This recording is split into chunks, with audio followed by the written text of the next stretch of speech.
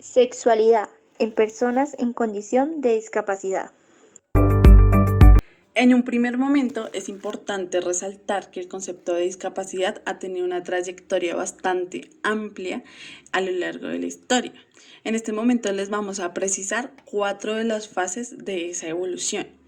Primero están las culturas antiguas, en donde se tenía un enfoque mágico y religioso, y en el que las personas en condición de discapacidad se mostraban pasivas y culpabilizadas, ya que se creía que los trastornos físicos o sensoriales eran debido a la intervención de poderes sobrehumanos que ponían a prueba o castigaban a las personas por algún mal cometido. Además, se creía que el tratamiento o la forma de curarlo era con la intervención de brujos, chamanes, masajes, baños, hierbas y magia. Esta población siempre fue objeto de rechazo y a veces se les causaba la muerte simplemente por su condición.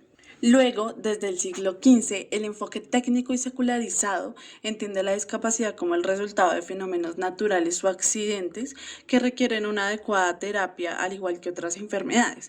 Por ello, el modo de tratamiento era la rehabilitación con tratamientos que perseguían la inserción total de los pacientes a la vida social. Sin embargo, las tareas terapéuticas fueron sustituidas por la custodia masiva, el internamiento masivo de esta población. A finales del siglo XIX y durante la Segunda Guerra Mundial se da un enfoque médico-asistencial, en donde se identifican y explican mucho de los trastornos relacionados con los factores físicos, como los bioquímicos, traumáticos o prenatales, y los psíquicos como formas de aprendizaje o socialización infantil. Estas personas empiezan a ser tratadas desde la atención educativa y asistencial, que implica que el Estado cree centros especiales de educación y ocupación, teniendo un efecto estigmatizador en donde prevalecen las etiquetas y se desenvuelve una nueva forma de discriminación social y laboral. Finalmente, desde la segunda mitad del siglo XX se concibe la discapacidad desde la inclusión y normalización. Y es a través de movimientos sociales y a través de asociaciones formadas por personas en condición de discapacidad y sus familiares que empiezan a defenderse los derechos de las personas con discapacidad, favoreciendo así que los centros de salud proporcionen los soportes necesarios para la inclusión y normalización escolar y laboral de esta población. Y es así que se genera el origen social de la discapacidad, de prevención, rehabilitación e inserción comunitaria dentro de la misma. Esta ha sido la trayectoria que ha tenido el concepto de discapacidad, pero en el año 2001, la Organización Mundial de la Salud define la discapacidad como término genérico que incluye déficits, limitaciones en la actividad y restricción en la participación. Indica los aspectos negativos de la interacción entre un individuo con condición de salud y los factores contextuales, tanto ambientales como personales. Esta definición aporta un gran cambio al concepto de discapacidad.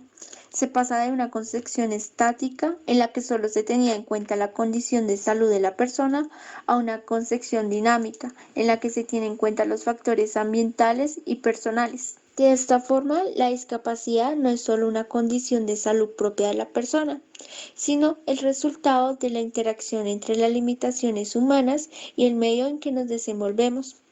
Se reconoce el contexto social como el factor determinante de la discapacidad de una persona. La discapacidad se clasifica en tres grandes grupos. Primero, las discapacidades físicas, las cuales están relacionadas con el cuerpo, miembro y órganos en generales. Segundo, las discapacidades sensoriales, originadas en el aparato visual, oído y garganta. Tercero, discapacidades psíquicas, originadas por el retraso y o enfermedades mentales. La sexualidad en esta población se da teniendo en cuenta el grado de discapacidad en donde se reflejan más o menos posibilidades para poderla vivir plena y satisfactoriamente. Las discapacidades físicas están relacionadas con el sistema musculoesquelético, como las deficiencias articulares y amputaciones. Por otro lado también está el sistema nervioso, donde podemos encontrar la epilepsia, la tetraplegia y la paraplegia. El aparato respiratorio está el asma, el trasplante de pulmones y la fibrosis quística. En el sistema cardiovascular están las cardiopatías y arritmias. En el aparato digestivo encontramos enfermedades de hígado e incontinencias. En el aparato genitourinario están las deficiencias de riñón y la incontinencia urinaria. En el sistema endocrino podemos encontrar la hipertensión y la diabetes. En la piel y anejos está la psoriasis. Y en las neoplasias están todo lo relacionado con los tumores. Las dificultades y sus magnitudes dependen del lugar donde se radique el daño biológico. Las circunstancias son múltiples y particulares en cada individuo. Resulta fundamental una evaluación física apropiada para determinar la situación específica del individuo. En un caso leve, tales como las amputaciones, se pueden presentar alteraciones sensitivas como el dolor fantasmal, dolores que afectan no solo el desempeño sexual, sino la imposibilidad de posiciones sexuales. El temor al daño físico, al desempeño, al rechazo de la pareja o a que sucedan accidentes por el descontrol de esfínteres. La escasa autoestima, ya que creerse menos y diferente puede llegar a afectar. En un nivel moderado, se pueden presentar alteraciones de la imagen corporal, la falta de control debido a la espasticidad, ataxia o atetosis, los efectos por medicamentos, ya que algunos fármacos pueden causar disfunciones secundarias y disminuir el desempeño sexual, tales como el alcohol, los antidepresivos, los antiinflamatorios o antipasmódicos, el temor al rechazo y la ansiedad.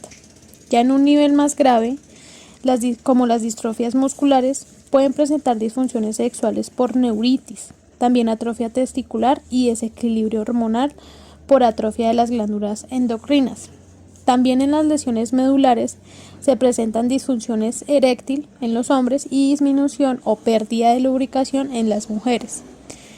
En parálisis se presentan las pérdidas de sensibilidad, también complicaciones para posiciones sexuales, complicaciones por medicamentos y complicaciones por uso de catéteres.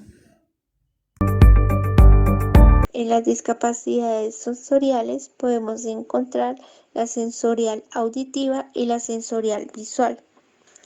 En la sensorial auditiva podemos encontrar desde la debilidad auditiva superficial, que es la implicación de la pérdida de algunos sonidos sin llegar a ser tan profunda.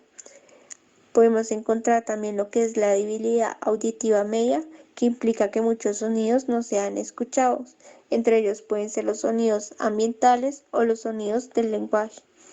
Está la pérdida bilateral significativa, que implica una pérdida auditiva de ambos oídos, por lo cual se dificulta escuchar y comprender el lenguaje.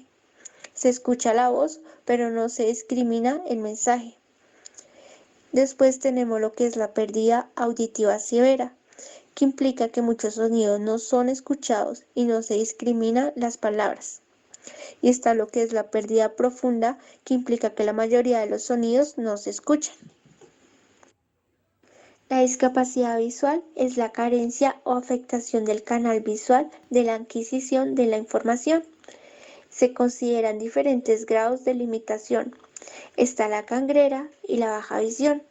En la cangrera podemos encontrar la cangrera total, donde está la ausencia total de la visión, o como máximo presección luminosa. Y está la cangrera parcial, donde la visión es reducida, pero permite aún así la orientación de la luz y la percepción de masas uniformes. Esto facilita lo que es el desplazamiento y la apreciación de un mundo externo. En la baja visión podemos encontrar la baja visión severa, donde la visión es reducida, permite distinguir algunos volúmenes, escribir y leer desde muy cerca. También se puede distinguir algunos colores. En la baja visión moderada se permite la lectoescritura, pero con la adaptación o ayudas pedagógicas u ópticas adecuadas. Las influencias psicológicas negativas son la génesis de las dificultades sexuales que se presentan, tales como alteraciones del deseo sexual, autoestima baja, entre otros. En la sordera, el sentido de culpa, como autoestimularse, uso de materiales sexuales o tocar temas sexuales, generan gran incomodidad. El autoestima baja, la ansiedad y el miedo al rechazo. En las cegueras, pueden condicionarse hacia una actitud pasiva, debido al riesgo que genera el movimiento ante la falta de la visión. La alteración de imagen corporal, el miedo al rechazo y la baja autoestima igualmente. La discapacidad intelectual se caracteriza por las limitaciones significativas en el funcionamiento intelectual y en las conductas adaptivas, expresada en habilidades conceptuales, sociales y prácticas. La discapacidad intelectual se origina antes de los 18 años. En ella podemos encontrar lo que es la inteligencia límite, el retraso mental leve, el retraso mental moderado, el retraso mental grave o profundo. En la discapacidad intelectual hay otras áreas que pueden verse afectadas, como lo es la psicomotricidad, la habilidad emocional, la atención, concentración, la orientación espacial y la conciencia de la propia discapacidad. En cuanto a los trastornos mentales, se puede deducir que son una alteración de los procesos cognitivos y afectivos del desarrollo que se traduce en trastornos del comportamiento, del razonamiento, de la adaptación a las condiciones de vida y de la comprensión de la realidad. En ellos podemos encontrar la depresión, el trastorno bipolar, la esquizofrenia y los trastornos de ansiedad generalizada. Las dificultades sexuales en personas en condición de discapacidad psíquica se deben a síntomas que no implican directamente al sistema genital, ya que tienen menos posibilidades en su comunicación y suelen expresarse usando gestos para hacerse entender. Necesitan de un lenguaje sencillo y llano, con mensajes breves y claros, para poder comprender sus necesidades individuales y en los momentos adecuados que se pueden realizar. Derivada de factores psicosociales y culturales que pueden interferir con los sentimientos y experiencias sexuales que pueden afectar la expresión sexual en pareja, los cambios sobre el autoestima y cambios en la relación de pareja. También el resultado directo de los cambios neurológicos afectan a la respuesta sexual. Pueden suponer la disminución o pérdida del impulso sexual, las sensaciones genitales disminuidas o desagradables y menos capacidad para llegar al orgasmo. Las personas con discapacidad intelectual y/o del desarrollo tienen derecho a una vida afectiva y sexual plena, saludable y satisfactoria. Esto es un aspecto fundamental para su bienestar y calidad de vida. La sexualidad es parte inherente de la personalidad. Integra elementos físicos, psicosociales y sociales del individuo que le permiten actuar y sentir como humano. Actualmente se habla con mayor naturalidad sobre la sexualidad en las diversidades funcionales, logrando divisar personas con deseos y fantasías. La realidad sexual es para todos igual, expresándose una forma de experimentarla y vivirla diferente. Si se les excluye de su propio goce, se les está discriminando y excluyendo del goce sexual y el poder ser y hacer. Existen alternativas y herramientas para el desarrollo sexual para personas en condición de discapacidad. Podemos presentar y abordar la sexualidad a través de charlas que expliquen lo público y lo privado, el cuerpo y sus funciones, los sentimientos, los límites y las relaciones interpersonales, la interacción social, la seguridad, la atención a casos de abusos, etc. También la autoestimulación a través de fantasías sexuales. Estimulación de zonas erógenas, tales como orejas, cuello, etc. Y la asistencia sexual, que aunque ha sido polémica, es una herramienta que ha ayudado a muchas de las personas en condición de discapacidad, brindándoles una persona que apoya para autoestimularse o estimular a la pareja. En este punto les vamos a presentar algunos mitos que identificamos que socialmente se tienen sobre la sexualidad de las personas en condición de discapacidad. Las personas con discapacidad no tienen sexualidad o necesidad de expresión sexual, son asexuadas y o no les interesa. Lo cual no es cierto, ya que a menudo son privadas de sus derechos sexuales y reproductivos porque han sido tratadas como eternos niños y niñas. Sin embargo, esta población tiene intereses, ilusiones y deseos que expresan en manifestaciones sexuales, también en el contacto corporal e intimidad sexual. Tienen las mismas necesidades de vínculos afectivos incondicionales, de poseer una red de contactos sociales, la capacidad de enamorarse, de sentirse atraídas y de ser atraídas por otras personas. Se tiende a pensar que la sexualidad de las personas con discapacidad es cuanto menos especial, pero esto no es así. La realidad es que las personas con discapacidad no tienen ninguna particularidad sexual, no más que cualquier persona. Su sexualidad se manifiesta de maneras múltiples. Varían según la edad, grado de discapacidad, educación, cultura, etc. ¿Puede transmitirse genéticamente la discapacidad? Esta idea es errónea, ya que supone afirmar que el origen de la discapacidad es siempre genético, cuando el origen se ha comprobado científicamente que responde a múltiples causas. Además, esa concepción de suponer que ligar sexualidad y reproducción es lo mismo es errónea, ya que la sexualidad tiene y es un valor en sí misma y no se le puede entender solo en función de la reproducción. Determinadas personas con discapacidad tienen una sexualidad perversa, impulsiva, promiscua y por ella lleno de peligros. Pero esto no es así. Lo que ocurre es que no suelen recibir educación afectiva sexual para distinguir a lo largo de las diferentes etapas del desarrollo entre las muestras de atención apropiadas e inapropiadas, o entre las prácticas sexuales o expresiones afectivas que se pueden hacer en público y las cuales corresponden al ámbito privado e íntimo.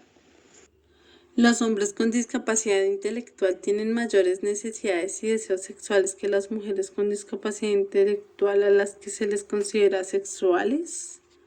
Esto es más una cuestión social, debido a que existe una mayor aceptación y visibilidad social acerca de la sexualidad de los hombres con discapacidad intelectual, mientras que en el caso de las mujeres con discapacidad intelectual se acentúa por parte de las familias, padres o cuidadores sobre protección y una concepción de mujeres como sujetos pasivos que reprime su sexualidad. Así que se generan derechos de las mujeres que son propietarias de su cuerpo, tienen derecho a la intimidad, al placer sexual y a tener una pareja de hijos si lo desean. Para ello, Todas las personas con discapacidad son heterosexuales, pero realmente esto no es así. Las personas con discapacidad también son lesbianas, gays o bisexuales, pero en muchas ocasiones no se les permite ni siquiera pertenecer a lo normal, a lo esperado, es decir, a la heterosexualidad, pues no se les permite salir del armario. No conocen ni las opciones ni sienten que tienen derecho a sentir, a pronunciarse en este sentido. Es un acto de autodeterminación demasiado grande. Por ello, es importante la educación afectiva sexual, que irá encaminada en cada persona con discapacidad, donde podrán descubrir su sexualidad. las personas en condición de discapacidad intelectual y o del desarrollo no necesitan educación afectiva sexual. Todos y todas somos iguales, por lo cual necesitamos educación. La ignorancia en este tema crea un gran obstáculo para poder comprender su propia sexualidad. La educación afectivo-sexual no comienza algún día, sino que está presente durante todo el ciclo vital de la vida. Además, esta es importante porque ayuda a darles y a desarrollar su autonomía en cuanto se puede. Personas con discapacidad no tienen atractivo y no pueden producir placer. Esto realmente no es así. La realidad es que los impositivos de belleza de la sociedad actual venden la idea de que la belleza y la perfección de los hombres y las mujeres es lo más importante, que hay que ser supermodelos o contar con ciertas características físicas para poder atraer a los demás. Con ello, se olvida del gran valor que tienen las personas en lo más profundo de su ser, sus sentimientos, valores y personalidad. Las personas con discapacidad, al igual que otras personas, no encajan en esos modelos de belleza, lo que no significa que no resulten atractivos. Sus dificultades les impide tener relaciones sexuales normales. Esto también es falso debido a que el nivel intelectual no determina la capacidad de amar, expresar el afecto, el cariño, desear, compartir sensaciones corporales, enamorarse, seducir o respetar a la pareja. Lo que siempre hay que tener en cuenta es que se formen relaciones saludables. Como les contábamos anteriormente, la población cree que las personas en condición de discapacidad son todas heterosexuales, pero no es así, porque si nos encontramos con alguien que su sexo biológico es hombre, ¿no? Su parte genital es la parte genital de un hombre, pero esta persona se concibe como una persona femenina, homosexual y transgénero, ¿qué tan cierta sería esa probabilidad, no? Quiero que seamos conscientes de que ellos también son libres de elegir su identidad de género, si se consideran mujer, transgénero u hombre, que es identificar el cómo me siento sin importar mi sexo biológico, ya que este es solo una característica genital y cromosómica que me define como mujer intersexual u hombre, pero también soy capaz de elegir mi expresión de género. Me siento femenino, me siento andrógino, me siento masculino y esa va a ser mi forma de ser y estar en el mundo. Pero además puedo elegir mi orientación afectiva y sexual, que es la forma en la que me siento atraído física y emocionalmente hacia alguien. Entonces puedo ser heterosexual, bisexual, homosexual y está bien porque somos libres de elegir.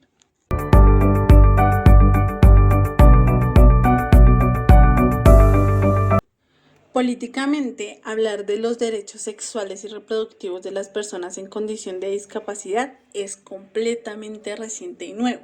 Sin embargo, internacionalmente, en un primer momento, con la Declaración Universal de los Derechos Sexuales aprobada por la Asamblea General de la Asociación Mundial de Sexología en 1999, luego con la Convención Internacional sobre los Derechos de las Personas con Discapacidad en el 2006 y finalmente con la Guía de Recomendaciones Generales sobre la promoción de la salud sexual y reproductiva de las personas con discapacidad, publicada por la Organización Mundial de la Salud en el 2009, estos tres espacios fundamentales logran iniciar la elaboración de programas de educación sexual dedicados a la información y prevención de riesgos asociados a la actividad sexual de las personas con discapacidad, generando conciencia de los abusos sexuales sufridos por esta población y haciendo especial énfasis en la educación preventiva, por lo cual se hace primordial defender el derecho a la integridad y propiedad de su cuerpo, de forma que nadie los y las instrumentalice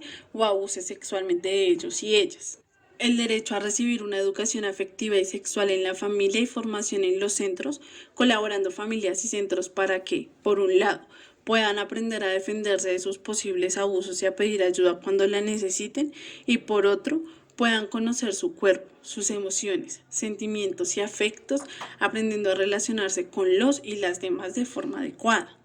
Y por último, el derecho a tener la vida sexual y afectiva que deseen y que sea posible según sus características personales, con la ayuda de la familia o tutores legales y los profesionales.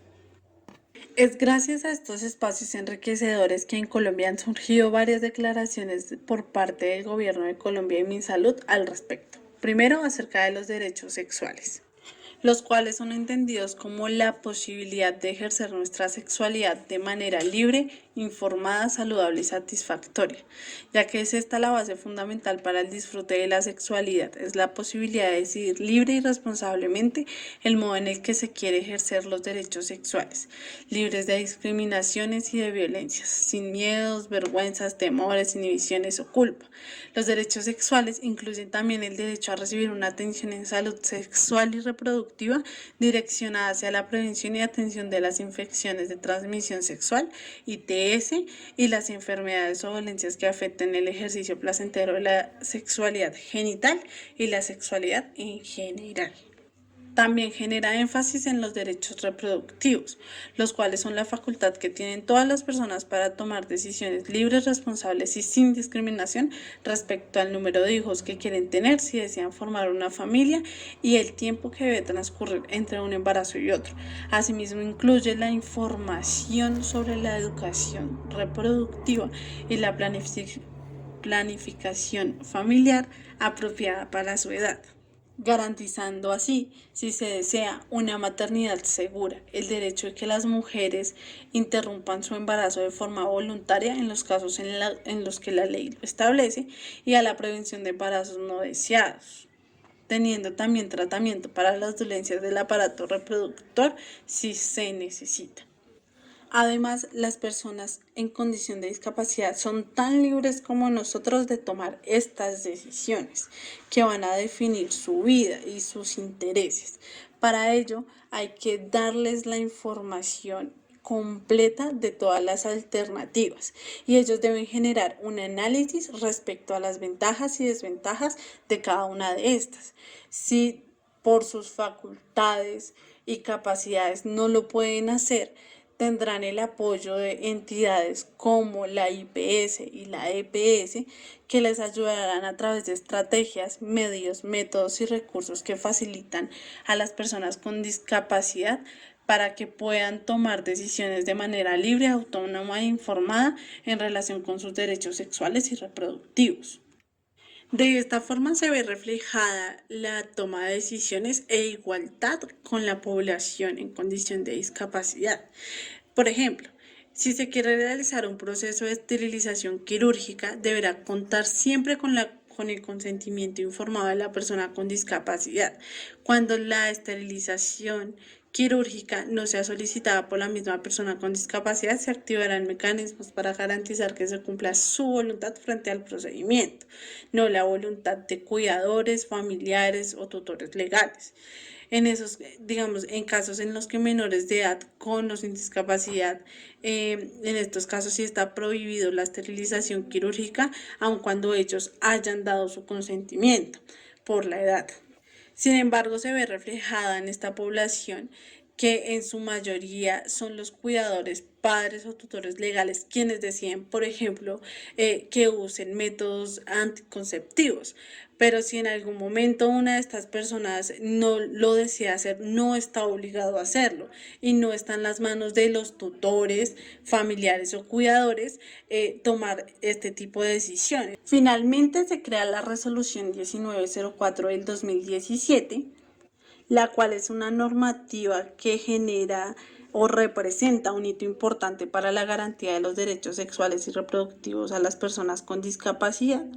Esta normativa reconoce a las personas con discapacidad como seres de derechos capaces de tomar decisiones con los apoyos y ajustes necesarios, los cuales hacen referencia a las modificaciones y adaptaciones que se realizan para eliminar barreras que pueden afectar el acceso de las personas con discapacidad a los servicios de salud y, en consecuencia, el ejercicio de sus derechos.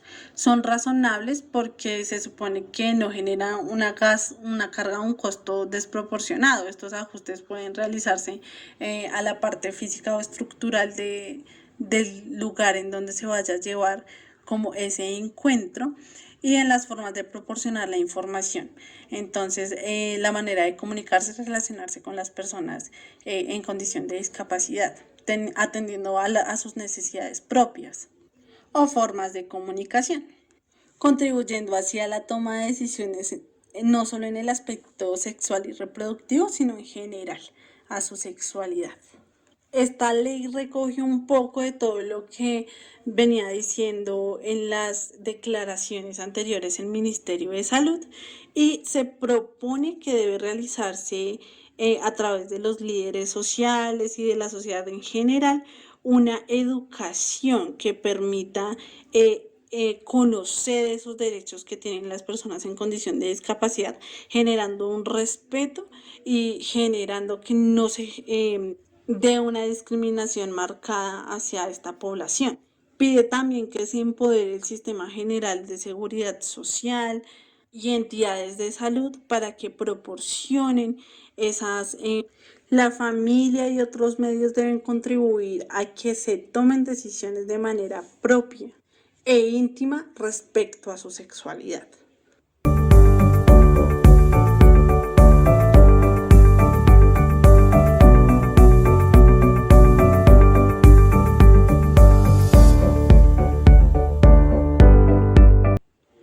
¿Qué hacer como maestros, familiares y o ciudadanos en relación con las personas en situación de discapacidad?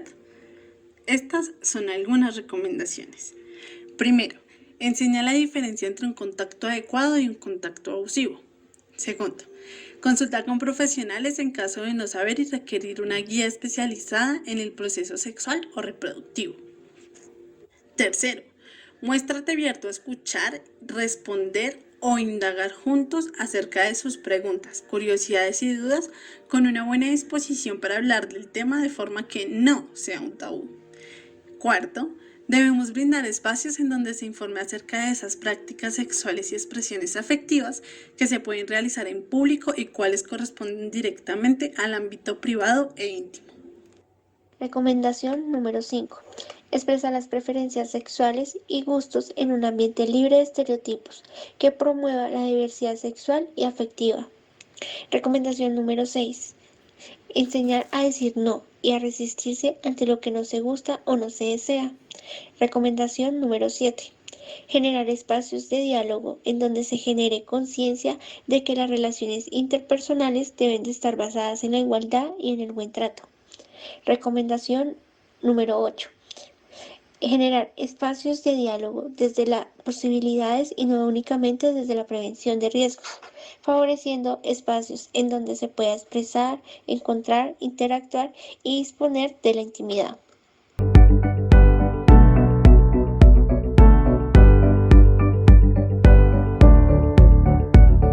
La escuela juega un papel muy importante en la educación sexual. No solo debe brindar conocimientos pertinentes y científicos vinculados al cuerpo, reproducción y afectividad, también debe enseñar sobre las diferencias de género, derechos, las diferentes maneras de vivir y expresar la identidad sexual de cada persona. La escuela debe buscar promover y generar climas de respeto y confianza para una comunicación fluida con la sexualidad, intercambio de experiencias, emociones, sentimientos, dudas e inquietudes. También debe buscar estrategias para desarrollar trabajos en conjunto con las familias y la comunidad, acercándolos a los servicios y recursos que están vinculados a su desarrollo y salud sexual y reproductiva. El papel de las familias no debe ser sobre la protección, impidiendo que se vivan experiencias habituales e ineludibles para la socialización y la adecuación al entorno. No se debe esperar a que suceda algo, sino que se debe hablar de sexualidad y lo que implica desde el nacimiento, reconociendo la formación del niño o la niña, sus sueños, proyectos y sus vínculos, convirtiéndose en un instrumento de inclusión y solidaridad con los hijos u familiares con discapacidad que contribuye a una vida digna, justa y de placer.